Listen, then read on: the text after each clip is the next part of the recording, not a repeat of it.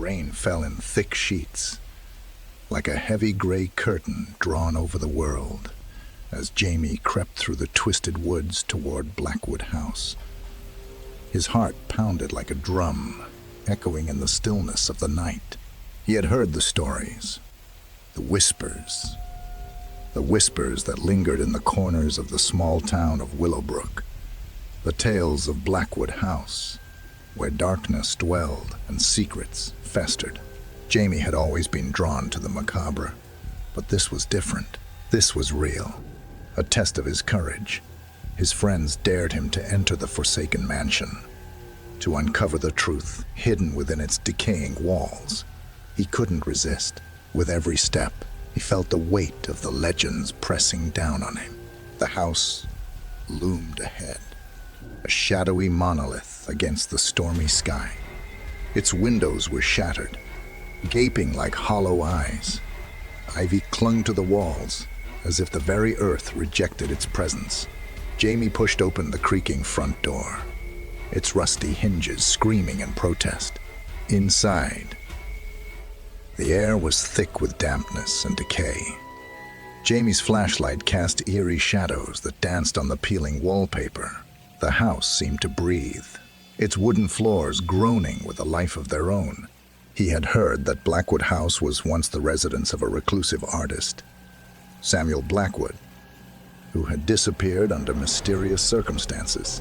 As he ventured deeper, Jamie could almost feel the weight of the past pressing down on him. The walls whispered secrets, and the silence was deafening.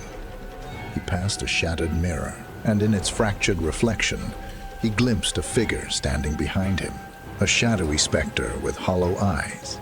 Jamie's heart leaped and he spun around, but there was nothing there. His imagination was playing tricks on him. He shook it off and continued his exploration. In the basement, he found a locked door covered in strange symbols. It pulsed with an otherworldly energy that sent shivers down his spine. With trembling hands, he pulled a key from his pocket and turned it in the lock. The door swung open, revealing a hidden chamber bathed in an eerie, sickly green light. Inside, an ancient canvas stood on an easel, a painting unlike anything Jamie had ever seen.